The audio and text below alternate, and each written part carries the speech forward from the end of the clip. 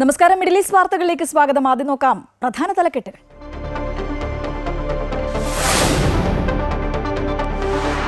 കുവൈറ്റിൽ വിവാഹപ്രായം 18 വയസ്സായി ഉയർത്താൻ നിയമനിർമ്മാണം. ലക്ഷ്യമിടുന്നത് കുടുംബ സുസ്ഥിരതയും കുട്ടികളുടെ അവകാശ സംരക്ഷണവും ഉറപ്പാക്കാനുള്ള നിയമം.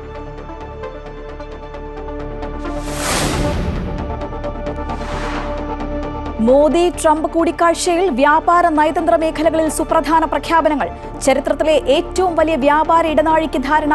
അമേരിക്കയ്ക്ക് ഇറക്കുമതി തീരുവ ചുമത്തുന്ന എല്ലാ രാജ്യങ്ങൾക്കും അതേ നികുതി ചുമത്തുമെന്ന് ട്രംപ്. മോദിയുടെ സന്ദർശനത്തിന് പിന്നാലെ കൂടുതൽ അനധികൃത ഇന്ത്യക്കാരെ നാടുകടത്താൻ അമേരിക്ക. നാളെ 119 പേരെത്തും.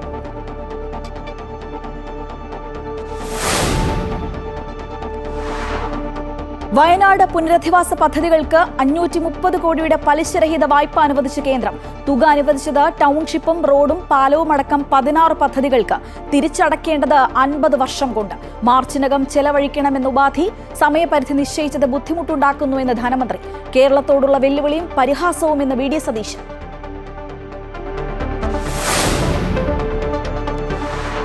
തൃശൂരിൽ പട്ടാപ്പകൽ ബാങ്കിൽ കവർച്ച.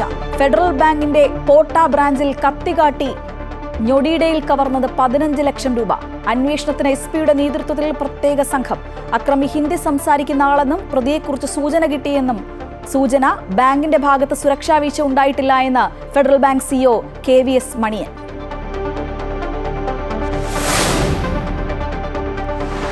പതിനഞ്ചാമത് ശിവഗിരി തീർത്ഥാടന സംഗമത്തിന് വേദിയായി UAE. വിവിധ എമിറേറ്റുകളിൽ നിന്നായി 3000-ലേറെ ആളുകൾ പരിപാടിയിൽ പങ്കെടുത്തു.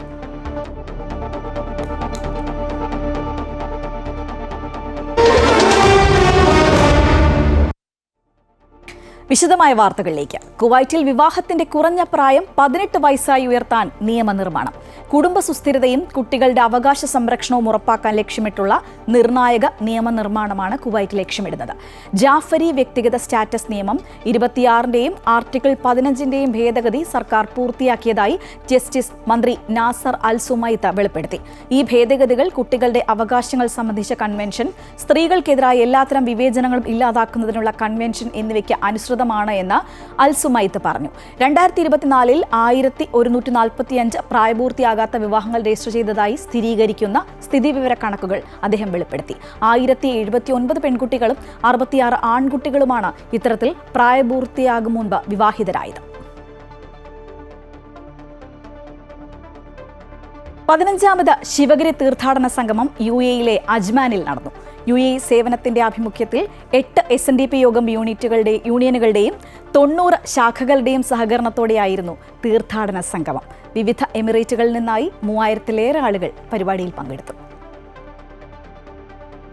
ശിവഗിരിയിൽ നടന്ന 92ാമത് ശിവഗിരി തീർത്ഥാടന സംഗമത്തിന്റെ ഭാഗമായാണ് പ്രതീകാത്മകമായ ശിവഗിരി തീർത്ഥാടനം UAE-യിൽ സംഘടിപ്പിച്ചത്. ഇത് 15ാമത് തവണയാണ് SNDP യോഗം UAE സേവനം തീർത്ഥാടന സംഗമം നടത്തുന്നത്. ശിവഗിരിയിൽ നടക്കുന്ന തീർത്ഥാടനത്തിന് സമാനമായ പൂജാ സംവിധാനങ്ങളോടെയും ഘോഷയാത്ര, സമ്മേളനങ്ങൾ, പ്രഭാഷണങ്ങൾ, അന്നദാനം, കലാപരിപാടികൾ എന്നിവയുൾപ്പെടെയാണ് രാവിലെ 6 മണി മുതൽ വൈകുന്നേരം 7 മണി വരെ നീണ്ടുനിന്ന തീർത്ഥാടന സംഗമം ഒരുക്കിയത്. 3000-ലേറെ ആളുകൾ സംഗമത്തിൽ പങ്കെടുത്തു. സാംസ്കാരിക സമ്മേളനം ദുബായ് ഇന്ത്യൻ കോൺസുലേറ്റിലെ head of chancellery Vijender Singh ഉദ്ഘാടനം ചെയ്തു. SNDP യോഗം UAE വൈസ് ചെയർമാനും ആക്ടിംഗ് സെക്രട്ടറിയുമായ പ്രസാദ് ശ്രീധരൻ അധ്യക്ഷത വഹിച്ച യോഗത്തിൽ ബ്രഹ്മശ്രീ ശിവസ്വരൂപാനന്ദ സ്വാമികൾ അനുഗ്രഹ പ്രഭാഷണം നടത്തി. PT മന്മഥൻ, സിനിൽ മുണ്ടപ്പള്ളി, JRC ബാബു, ജയശ്രീ അനിമോൻ എന്നിവർ സംസാരിച്ചു. Amrita News, Dubai. വയനാട് പുനരധിവാസത്തിനായി 529.5 കോടി രൂപയുടെ മൂലധന നിക്ഷേപ വായ്പ കേന്ദ്ര സർക്കാർ അനുവദിച്ചു. ടൗൺഷിപ്പ് അടക്കം 16 പദ്ധതികൾക്കാണ് പലിശരഹിത വായ്പ. 50 വർഷം കൊണ്ട് തിരിച്ചടച്ചാൽ മതിയാകും. ഈ തുക മാർച്ച് 31-നകം ചെലവിടണമെന്നാണ് നിർദ്ദേശം. എന്നാൽ 1.5 മാസം കൊണ്ട് പണം ചെലവിടണമെന്ന ഉപാധി അപ്രായോഗികമെന്ന് ധനമന്ത്രി KN ബാലഗോപാൽ പറഞ്ഞു. സാമ്പത്തിക പാക്കേജിന് പകരം കേന്ദ്രം വായ്പ അനുവദിച്ചത് കേരളത്തോടുള്ള വെല്ലുവിളിയും പരിഹാസവുമെന്ന് പ്രതിപക്ഷ നേതാവ് വിമർശിച്ചു. വയനാട് പുനരധിവാസത്തിനായി പ്രത്യേക സാമ്പത്തിക സഹായം എന്നത് കേരളം കേന്ദ്രത്തോട് നിരന്തരം ആവശ്യപ്പെട്ടുകൊണ്ടിരിക്കുകയാണ്. 2000 കോടിയുടെ പ്രത്യേക സഹായം ബജറ്റിൽ പ്രഖ്യാപിക്കണമെന്ന് ആവശ്യപ്പെട്ടിരുന്നു. എന്നാൽ ഇതുവരെ അനുകൂല നിലപാട് സ്വീകരിക്കാതിരുന്ന കേന്ദ്ര സർക്കാർ ഇപ്പോൾ 529.5 കോടിയുടെ മൂലധന നിക്ഷേപ വായ്പ അനുവദിച്ചിരിക്കുന്നു. റോഡ്, സ്കൂൾ, പാലം അടക്കം 16 പദ്ധതികൾക്കായി ഉപാധികളോടെയാണ് വായ്പ. പലിശയില്ലാത്ത വായ്പ 50 വർഷം കൊണ്ട് തിരിച്ചടച്ചാൽ മതി. എന്നാൽ മാർച്ച് 31-നകം ഈ തുക ചെലവഴിക്കണമെന്നതാണ് പ്രധാന നിബന്ധന. ഇക്കാര്യം അറിയിച്ച് ധനവകുപ്പ് അഡീഷണൽ ചീഫ് സെക്രട്ടറിക്ക് കേന്ദ്രം കത്തയച്ചു. എന്നാൽ സാമ്പത്തിക വർഷത്തിന്റെ അവസാന സമയത്ത് പണം അനുവദിച്ച ശേഷം ചെലവ് കാണിക്കണമെന്ന നിർദ്ദേശം പ്രായോഗികമല്ല എന്ന് ധനമന്ത്രി പ്രതികരിക്കുന്നു. ദുരന്ത മേഖലയിൽ നാശനഷ്ടം പരിഹരിക്കാൻ സംസ്ഥാനം ഗ്രാന്റ് ആവശ്യപ്പെടുമ്പോൾ വായ്പ നൽകുന്നത് ബുദ്ധിമുട്ടാണെന്നും ധനമന്ത്രി ചൂണ്ടിക്കാട്ടി. മാർച്ച് 31-നകം കൊടുക്കുക എന്ന് പറഞ്ഞു കഴിഞ്ഞാൽ വല്ലാത്തൊരു ബുദ്ധിമുട്ടുള്ള കാര്യമായിരിക്കും. ഇതുപോലെയാണ് പല കേന്ദ്ര പദ്ധതികളുടെയും പ്രായോഗികമായിട്ടുള്ള അനുഭവം. ഇത്രയും വലിയ തുക യൂട്ടിലൈസ് ചെയ്തെടുക്കുന്നതിന് വേണ്ടിയിട്ടുള്ള ഒരു സിസ്റ്റം എന്ന് പറഞ്ഞാൽ വളരെ ബുദ്ധിമുട്ടായിരിക്കും. നമ്മൾ ആർക്കെങ്കിലും വിതരണം ചെയ്യാനാണെങ്കിൽ പൈസ വിതരണം ചെയ്യാൻ ബാങ്ക് അക്കൗണ്ട് വഴി കൊടുക്കാം. പക്ഷേ കെട്ടിടങ്ങൾ കെട്ടാൻ, റോഡ് പണിയാൻ, പൈപ്പ് ലൈൻ ഇടാൻ, സ്കൂളുകൾ നിർമ്മിക്കാൻ ഒക്കെയുള്ള പണമൊക്കെ ആകുമ്പോൾ അത് അത്രയും പെട്ടെന്ന് ചെയ്യാൻ പറ്റുന്നതല്ല. ഇതെല്ലാം നമ്മൾ ഉദ്ദേശിക്കുന്ന റീഹാബിലിറ്റേഷന് വേണ്ടി മാത്രം പറ്റുകയില്ല. പ്രത്യേക പാക്കേജിന് പകരം വായ്പ അനുവദിച്ച നടപടി കേരളത്തോടുള്ള വെല്ലുവിളിയും പരിഹാസവുമാണെന്ന് പ്രതിപക്ഷ നേതാവ് VD സതീശൻ പറഞ്ഞു. 2000 കോടിയുടെ പ്രത്യേക സഹായം അനുവദിക്കാനുള്ള ഭരണഘടനാപരമായ ബാധ്യത കേന്ദ്ര സർക്കാരിനുണ്ടെന്നും ജനങ്ങളെ അണിനിരത്തി UDF ശക്തമായ പ്രക്ഷോഭം സംഘടിപ്പിക്കുമെന്നും പ്രതിപക്ഷ നേതാവ് പറഞ്ഞു. അമൃത ന്യൂസ്, തിരുവനന്തപുരം. വ്യാപാര നയതന്ത്ര മേഖലകളിൽ ബന്ധം ദൃഢമാക്കാൻ ഇന്ത്യ-അമേരിക്ക തീരുമാനം. ഇന്ത്യയുമായി ചരിത്രത്തിലെ ഏറ്റവും വലിയ വ്യാപാര ഇടനാഴി ആരംഭിക്കുമെന്ന് പ്രസിഡന്റ് ഡൊണാൾഡ് ട്രംപ് വ്യക്തമാക്കി. 2030-ൽ ഇന്ത്യ-US വ്യാപാരം ഇരട്ടിപ്പിച്ച് $500 ബില്യൺ എത്തിക്കാനുള്ള നടപടികൾ ആരംഭിക്കുമെന്ന് പ്രധാനമന്ത്രി നരേന്ദ്രമോദിയും പറഞ്ഞു. ഇന്ത്യയുമായുള്ള സൗഹൃദം ശക്തമാണെന്നും ട്രംപ് പ്രസ്താവന നടത്തി. The Prime Minister told me that before too, even over India. The world has a light. They need the United States to be strong and powerful, but good. And I think that's happened, and I think it's happened in a very short period of time. But I will tell you, we're going to have a fantastic relationship, and it'll make both countries much stronger. White ഹൗസിൽ പ്രധാനമന്ത്രി നരേന്ദ്രമോദിയുമായുള്ള കൂടിക്കാഴ്ചയ്ക്ക് ശേഷം നടത്തിയ പ്രസ്താവനയിലാണ് Donald ട്രംപിന്റെ പ്രഖ്യാപനങ്ങൾ. ഇന്ത്യയും US തമ്മിൽ മികച്ച വ്യാപാര ബന്ധവും കരാറുകളും പ്രതീക്ഷിക്കുകയാണ്. അതേസമയം ഇന്ത്യയുമായി ചരിത്രത്തിലെ ഏറ്റവും വലിയ വ്യാപാര ഇടനാഴി ആരംഭിക്കുമെന്ന് ഡൊണാൾഡ് ട്രംപ് വ്യക്തമാക്കുമ്പോഴും US ഇറക്കുമതി തീരുവ ചുമത്തുന്ന രാജ്യങ്ങൾക്ക് തിരിച്ചും തീരുവ ചുമത്തുമെന്ന പ്രഖ്യാപനത്തിൽ ഇളവ് നൽകാൻ ട്രംപ് തയ്യാറായിട്ടില്ല. US-നെ ഇറക്കുമതി തീരുവ ചുമത്തുന്ന എല്ലാ രാജ്യങ്ങൾക്കും US അതേ നികുതി ചുമത്തും. വ്യാപാര കാര്യങ്ങളിൽ സഖ്യരാജ്യങ്ങൾ ശത്രുരാജ്യങ്ങളെക്കാൾ മോശമാണെന്ന് ട്രംപ് പറഞ്ഞു. അതേസമയം 2030 ആകുമ്പോഴേക്കും ഇന്ത്യ-US വ്യാപാരം ഇരട്ടിപ്പിച്ച് $500 ബില്യൺ എത്തിക്കുവാനുള്ള നടപടികൾ ആരംഭിക്കുമെന്ന് പ്രധാനമന്ത്രി നരേന്ദ്രമോദി പറഞ്ഞു. आज हमने द्विपक्षीय व्यापार को 2030 तक 2 गुना से भी अधिक बढ़ाकर $500 बिलियन तक पहुंचाने का लक्ष्य निर्धारित किया है. हमारी टीमें एक पारस्परिक लाभकारी ट्रेड एग्रीमेंट को शीघ्र संपन्न करने पर काम करेगी. US-ൽ നിന്നും കൂടുതൽ പെട്രോളിയം ഉൽപ്പന്നങ്ങൾ ഇന്ത്യ വാങ്ങും. ഇന്ത്യ-US പുരോഗതിക്ക് വേണ്ടി ഒരുമിച്ച് പ്രവർത്തിക്കുമെന്നും പ്രധാനമന്ത്രി പറഞ്ഞു. നയതന്ത്രപരമായി ഇരു രാജ്യങ്ങളും സഹകരിക്കാനും തീരുമാനമായി. മുംബൈ ഭീകരാക്രമണ കേസ് പ്രതി തഹാവൂർ റാണയെ ഇന്ത്യക്ക് കൈമാറും. പ്രതിരോധ വ്യാപാരം വർദ്ധിപ്പിക്കും. F-35 അടക്കമുള്ള വിമാനങ്ങൾ ഇന്ത്യക്ക് നൽകുമെന്നും ഡൊണാൾഡ് ട്രംപ് വ്യക്തമാക്കി. മോദിയുടെ പ്രവർത്തനങ്ങളെ ട്രംപ് അഭിനന്ദിച്ചു. താനും മോദിയും ഉറ്റ സുഹൃത്തുക്കളാണെന്നും കഴിഞ്ഞ 4 വർഷവും സൗഹൃദം നിലനിർത്തിയെന്നും ഡൊണാൾഡ് ട്രംപ് വ്യക്തമാക്കി. US-ഉം ഇന്ത്യയും സംയുക്തമായി ഭീകരവാദത്തെ നേരിടും. ബോസ്റ്റണിൽ ഇന്ത്യ പുതിയ കോൺസുലേറ്റ് തുടങ്ങുമെന്നും നരേന്ദ്രമോദി പറഞ്ഞു. വിദേശകാര്യമന്ത്രി S. ജയശങ്കർ, ദേശീയ സുരക്ഷാ ഉപദേഷ്ടാവ് അജിത് ഡോവൽ എന്നിവരും പ്രധാനമന്ത്രി നരേന്ദ്രമോദിക്ക് ഒപ്പമുണ്ടായിരുന്നു. ഡൊണാൾഡ് ട്രംപ് വീണ്ടും US പ്രസിഡന്റായി ചുമതലയേറ്റ ശേഷം ഇരുവരും തമ്മിലുള്ള ആദ്യ കൂടിക്കാഴ്ചയായിരുന്നു ഇത്. News desk, Amrita news. അനധികൃതമായി US-ൽ താമസിക്കുന്ന ഇന്ത്യൻ പൗരന്മാരെ സ്വീകരിക്കുമെന്ന് പ്രധാനമന്ത്രി നരേന്ദ്രമോദി പറഞ്ഞു. മനുഷ്യക്കടത്ത് അവസാനിപ്പിക്കാൻ ശ്രമങ്ങൾ നടത്തേണ്ടതുണ്ട്. ഒരു രാജ്യത്ത് അനധികൃതമായി പ്രവേശിക്കുന്ന ആർക്കും അവിടെ ജീവിക്കാൻ അവകാശമില്ല എന്നും ഇത് ലോകത്തിന് മുഴുവൻ ബാധകമാണെന്നും നരേന്ദ്രമോദി കൂട്ടിച്ചേർത്തു. മാധ്യമപ്രവർത്തകരുടെ ചോദ്യത്തിന് മറുപടി പറയുകയായിരുന്നു അദ്ദേഹം. सवाल सिर्फ भारत का नहीं है, वैश्विक रूप से हम इस बात के हैं कि गैर कानूनी तरीके से जो लोग दूसरे देशों में होते हैं उनको वहां रहने का कोई कानूनी अधिकार तो है नहीं। जहां तक भारत और अमेरिका का सवाल है, हमने हमेशा कहा है कि जो वेरीफाइड होगा, कि जो सच्चे अर्थ में भारत का ही नागरिक होगा, वो अगर अमेरिका में गैर कानूनी तरीके से रहता है तो उसको वापस लेने के लिए भारत तैयार है। അനധികൃതമായി കുടിയേറിയ 119 ഇന്ത്യക്കാരെ കൂടി അമേരിക്ക ഉടൻ തിരിച്ചെത്തിക്കുമെന്ന റിപ്പോർട്ട്. പ്രധാനമന്ത്രി നരേന്ദ്രമോദിയുടെ US സന്ദർശനത്തിനിടെയാണ് ഇക്കാര്യം പുറത്തുവന്നത്. നാളെ മറ്റന്നാളുമായി വിമാനങ്ങൾ അമൃത്സർ അന്താരാഷ്ട്ര വിമാനത്താവളത്തിലെത്തുമെന്നാണ് വിവരം. ഡൊണാൾഡ് ട്രംപ് അമേരിക്കൻ പ്രസിഡന്റായി അധികാരമേറ്റ ശേഷം നാടുകടത്തപ്പെടുന്ന രണ്ടാമത്തെ ഇന്ത്യൻ സംഘമാണ് ശനിയാഴ്ച എത്തുന്നത്. 104 ഇന്ത്യക്കാരുമായി ഈ മാസം 5-ന് ആദ്യ സംഘം എത്തിയിരുന്നു. നിയമവിരുദ്ധമായി US-ൽ കഴിയുന്ന എല്ലാ ഇന്ത്യക്കാരെയും തിരിച്ചെടുക്കാൻ രാജ്യം പൂർണ്ണമായി തയ്യാറാണെന്നും നേരത്തെ തന്നെ വ്യക്തമാക്കിയിരുന്നു. ബംഗ്ലാദേശ് പ്രശ്നത്തിൽ അമേരിക്ക ഇടപെടില്ല എന്ന് പ്രസിഡന്റ് ഡൊണാൾഡ് ട്രംപ്. വിഷയത്തിൽ എന്ത് ചെയ്യണമെന്ന് ഇന്ത്യൻ പ്രധാനമന്ത്രി നരേന്ദ്രമോദി തീരുമാനിക്കട്ടെ എന്നും ട്രംപ് പറഞ്ഞു. No role for our deep state. This is something that the Prime Minister has been working on for a long time and has been worked on for hundreds of years, frankly. I've been reading about it. But I will leave Bangladesh to the Prime Minister. നമ്മുടെ പല ആശങ്കകളും പരിഹരിക്കുന്നതായിരുന്നു പ്രധാനമന്ത്രിയുടെ ട്രംപുമായുള്ള കൂടിക്കാഴ്ചയെന്ന് Sasi Tharoor MP. വ്യാപാരത്തിന്റെയും താരിഫുകളുടെയും കാര്യത്തിൽ ഒരുമിച്ചിരുന്ന ചർച്ചകൾ നടത്തി ധാരണയായാൽ അത് രാജ്യത്തിന് ഗുണകരമാകും. അനധികൃത കുടിയേറ്റക്കാരെ മടക്കിക്കൊണ്ടുവരുന്നതിലുള്ള പ്രധാനമന്ത്രിയുടെ നിലപാട് ശരിയാണ്. അമേരിക്കയിൽ നിന്ന് F-35 കൊണ്ടുവരാനുള്ള തീരുമാനം വ്യോമസേനയ്ക്ക് കരുത്താകുമെന്നും ശശി തരൂർ പറഞ്ഞു.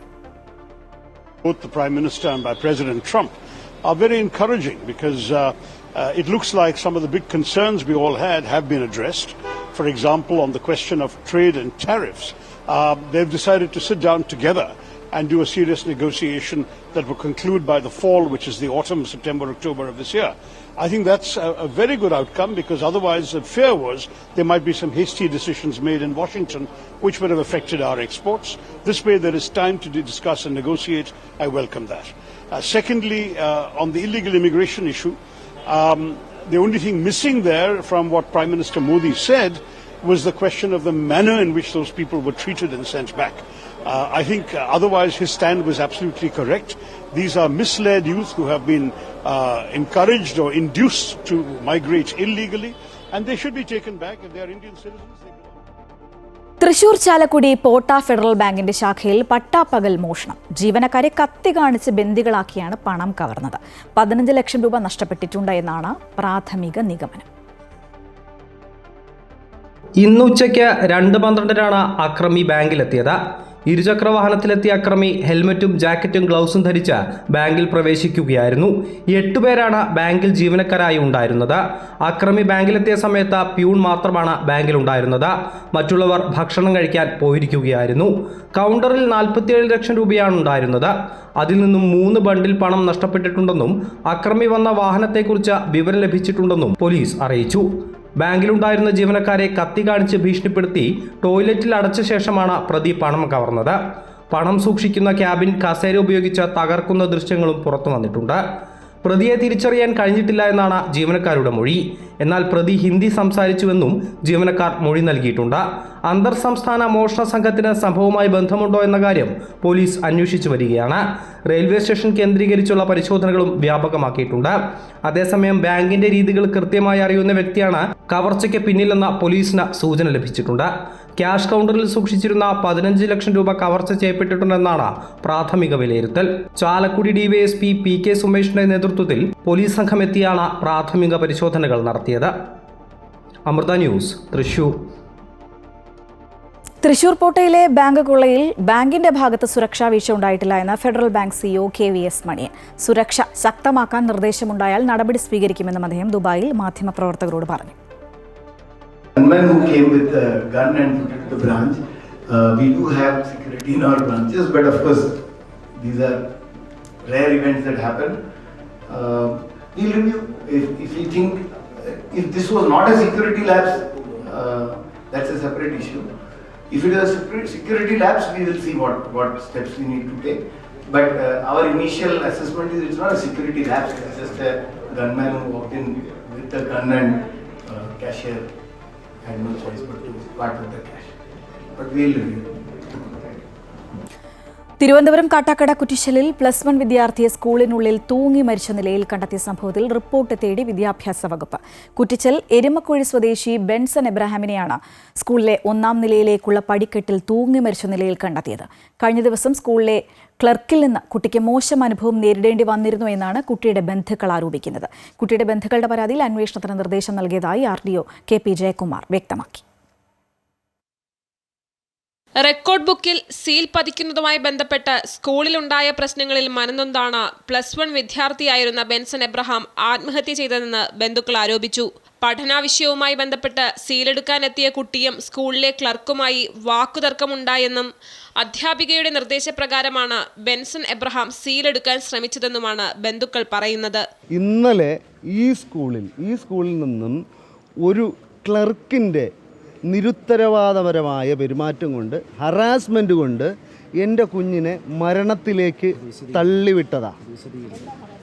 ഹറാസ്മെൻ്റ് എന്ന് ചോദിച്ചാൽ ഇന്നലെ റെക്കോർഡ് സബ്മിറ്റ് ചെയ്യേണ്ട ദിവസമായിരുന്നു. ആ റെക്കോർഡ് സബ്മിറ്റ് ചെയ്യാൻ വേണ്ടിയിട്ട് സ്കൂളിൻ്റെ സീല് വേണം അത്രേ. സീൽ ചെയ്ത് വരാൻ വേണ്ടിയിട്ട് ഇവരെ ഓഫീസിലേക്ക് അയക്കുന്നു. ഇവർ കുറച്ച് പിള്ളേരുണ്ടായിരുന്നു എന്നാണ് ഞാൻ അറിഞ്ഞത്. ഇവർ വന്നിട്ട് ആ ക്ലർക്കിനോട് ഞങ്ങൾ ആ സീൽ എടുത്തോട്ടെ എന്ന് ഇവർ ചോദിച്ചത്രേ. സീൽ എടുത്തോട്ടെ എന്ന് ചോദിച്ചിട്ട് ഇവർ സീൽ എടുക്കുകയും ഉടനെ അദ്ദേഹത്തിൻ്റെ ആത്മരോഷം ഉണർന്നു. ഒരു തെറിയോടുകൂടെ നിൻ്റെ അപ്പൻ്റെ വകയാണോടാ സീല്, തെറിവിളിയോടുകൂടെ.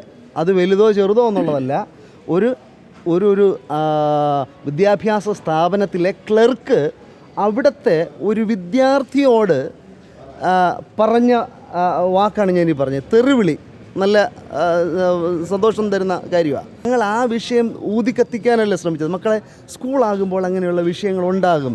നിനക്ക് കുറച്ച് കാലം കഴിഞ്ഞിട്ട് അതൊക്കെ ഒരു ചിരിക്കാനുള്ള വകയായിരിക്കും. കാര്യം ഞങ്ങൾക്ക് അതറിയാമെന്നുള്ളത് കൊണ്ട് അങ്ങനെ അത് മാത്രം നീ കണ്ടാൽ മതി എന്ന് ഞങ്ങൾ അവനെ സമാധാനിപ്പിക്കുന്ന പാരൻസാണ്. ഞങ്ങൾ സമാധാനിപ്പിക്കുന്നത്.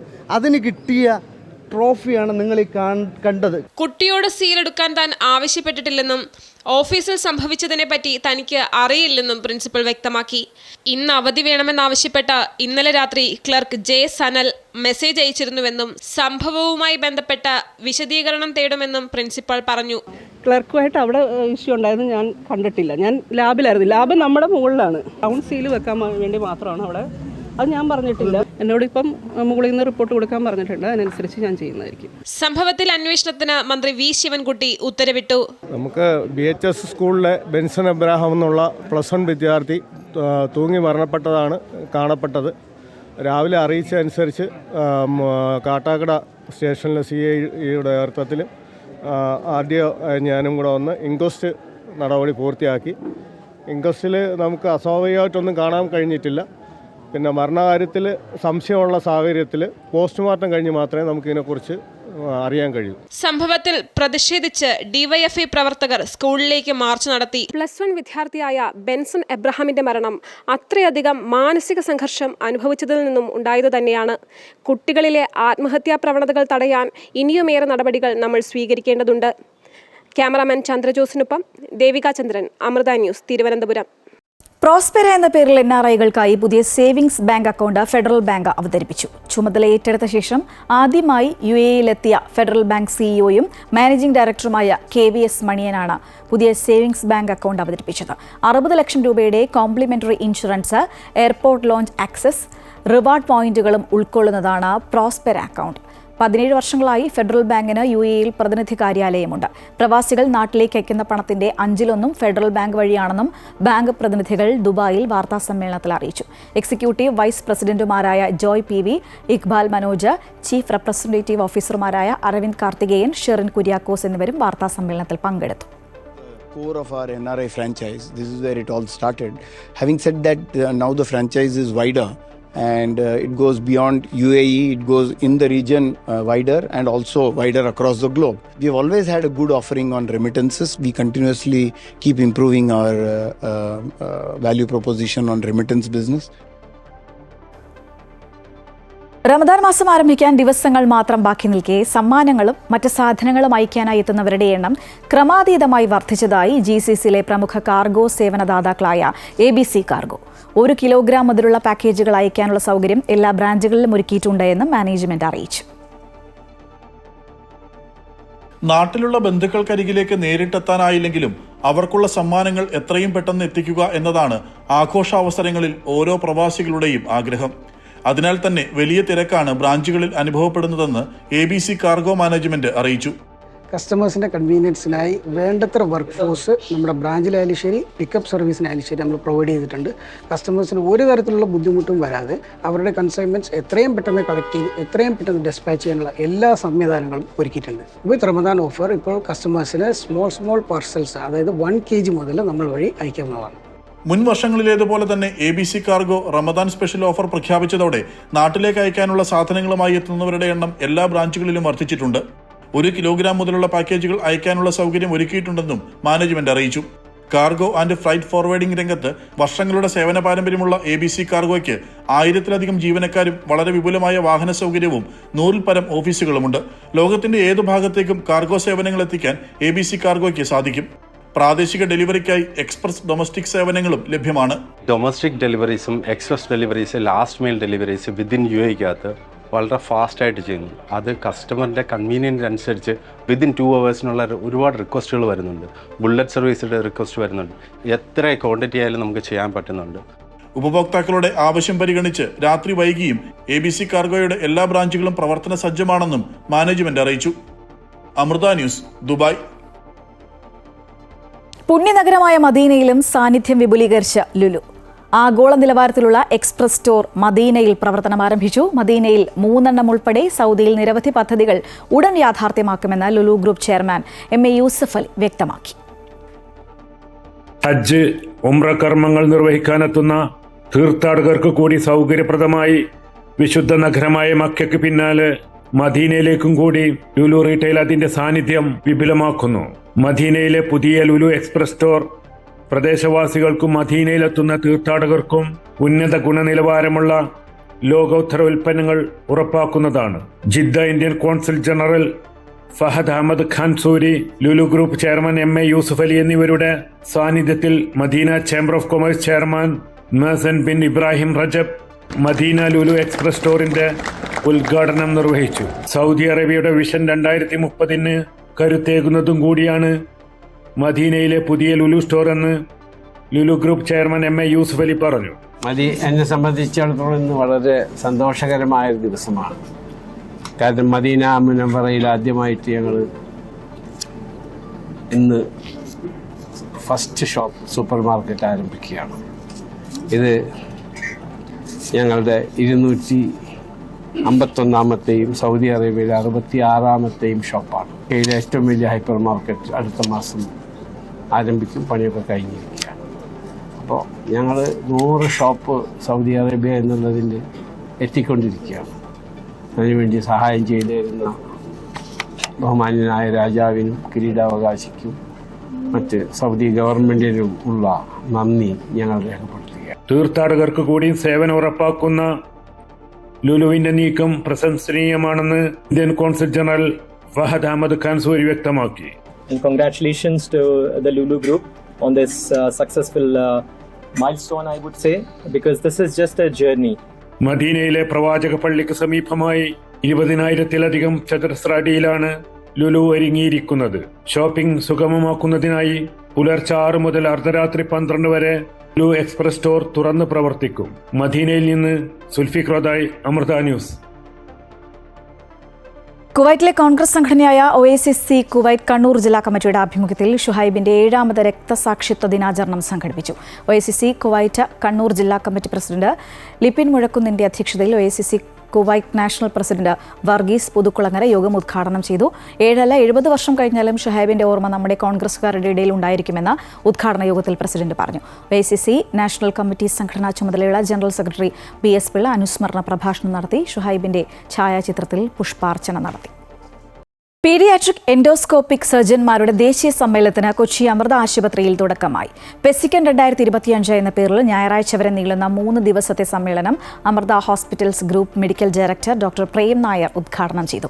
കുട്ടികളിലെയും ഗർഭസ്ഥ ശിശുക്കളിലെയും താക്കോൽദ്വാര ശസ്ത്രക്രിയകൾ, ലാപ്രോസ്കോപ്പി, റോബോട്ടിക് എൻഡോസ്കോപ്പി എന്നിവയുടെ അത്യാധുനിക സാങ്കേതിക വിദ്യകളും പഠനങ്ങളും സമ്മേളനത്തിൽ ചർച്ച ചെയ്യും. ഗർഭസ്ഥ ശിശുവിന്റെ താക്കോൽദ്വാര ശസ്ത്രക്രിയയെക്കുറിച്ച് പോളണ്ടിൽ നിന്നുള്ള ശിശുരോഗ വിദഗ്ധൻ ഡോക്ടർ അഗ്നിയാസ്ക പസ്തുഷ്ക സംസാരിച്ചു. ഇന്ത്യയിലെ വിവിധ സംസ്ഥാനങ്ങളിൽ നിന്നും US, UK എന്നിവിടങ്ങളിൽ നിന്നുള്ള ശിശുരോഗ വിദഗ്ധർ പങ്കെടുക്കുന്ന സമ്മേളനത്തിൽ താക്കോൽദ്വാര ശസ്ത്രക്രിയയിലെ അത്യാധുനിക സാങ്കേതിക വിദ്യകൾ അവതരിപ്പിക്കും. സമ്മേളനത്തിന് പെസിക്കൻ ഓർഗനൈസിംഗ് ചെയർമാനും അമൃത ആശുപത്രി പീഡിയാട്രിക് സർജറി പ്രൊഫസറുമായ doctor Mohan Abraham, paediatric surgery വിഭാഗ മേധാവി ഡോക്ടർ നവീൻ വിശ്വനാഥൻ, ഡോക്ടർ അശ്വിൻ പ്രഭാകരൻ എന്നിവർ നേതൃത്വം നൽകി. മഹാകുംഭമേളയുടെ ഭാഗമായി പ്രയാഗ്രാജിൽ വിദ്യാഭ്യാസത്തിൽ സ്വകാര്യ സ്ഥാപനങ്ങളുടെ പങ്ക് എന്ന വിഷയത്തിൽ ശിക്ഷാ സംസ്കൃതി ഉത്താന്യാസ് സെമിനാർ സംഘടിപ്പിച്ചു. സെമിനാറിൽ UGC vice chairman professor Deepak Kumar Srivastava അധ്യക്ഷത വഹിച്ചു.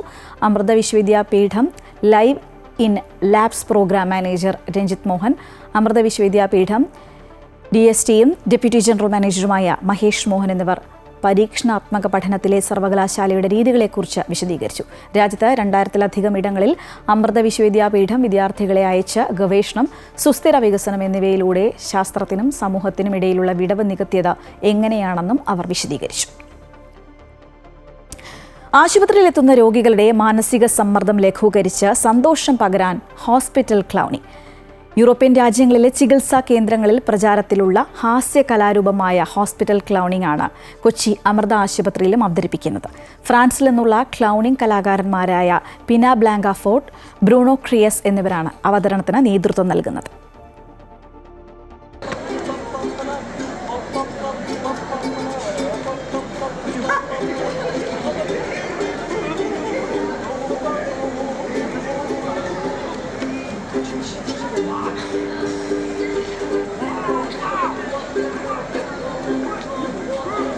ആശുപത്രിയിലെത്തുന്ന കുട്ടികൾക്ക് ചികിത്സയെക്കുറിച്ചുള്ള ഭയമകറ്റി അവരിൽ സന്തോഷവും ആശ്വാസവും പകർന്ന് രോഗശമനം വേഗത്തിലാക്കുക.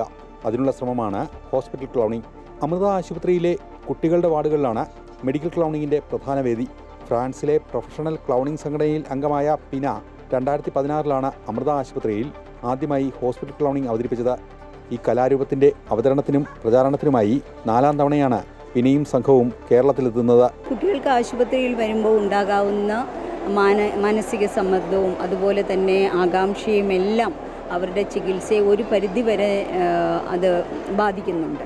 അപ്പോൾ ഏറ്റവും ആദ്യമുള്ളത് അവരുടെ ആങ്സൈറ്റിയും അവരുടെ സ്ട്രെസ്സും കുറയ്ക്കുവാനായിട്ട് ഇത്തരം വളരെ ഹ്യൂമറസ് ആയിട്ടുള്ള കലാരൂപങ്ങൾ സഹായിക്കുമെന്നുള്ളതാണ് ഹോസ്പിറ്റൽ ക്ലൗണിങ്ങിൻ്റെ ഒരു പ്രധാന സവിശേഷത. അവരുടെ ഹ്യൂമർ കാണുമ്പോൾ നമ്മൾ അറിയാതെ ചിരിച്ചു പോവുകയാണ്. പ്രത്യേകിച്ച് കുട്ടികൾക്ക് ഇത്തരം കാര്യങ്ങൾ വളരെ ഇഷ്ടപ്പെടുന്നു.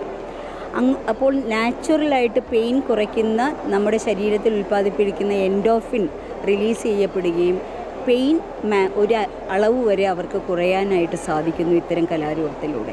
സംഗീതത്തിനൊപ്പം മാജിക്കിൻ്റെ കൗതുകവും ഒരുമിച്ച് സമ്മേളിക്കുമ്പോൾ രോഗത്തെക്കുറിച്ചുള്ള ആശങ്ക നിറഞ്ഞ അന്തരീക്ഷത്തിന് ഒരയവ് വരുന്നു. സന്തോഷവും സ്നേഹവും പകരുന്ന ഹോസ്പിറ്റൽ ക്ലൗണിംഗ് തുടർന്നും നടത്താനുള്ള തീരുമാനത്തിലാണ് അമൃത ആശുപത്രി. ക്യാൻസർ പൊതുവേ നമുക്ക് എല്ലാവർക്കും കേൾക്കുമ്പോഴേ പേടിയാവുന്ന ഒരു അസുഖം.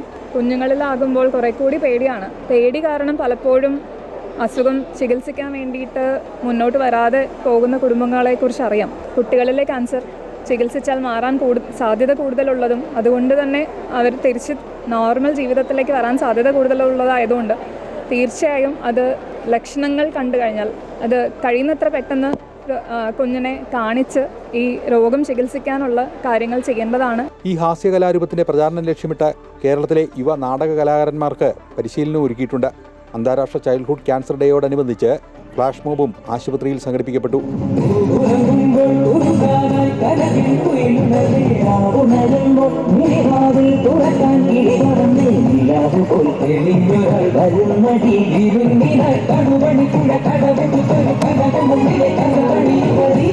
അമൃത ന്യൂസ്, കൊച്ചി.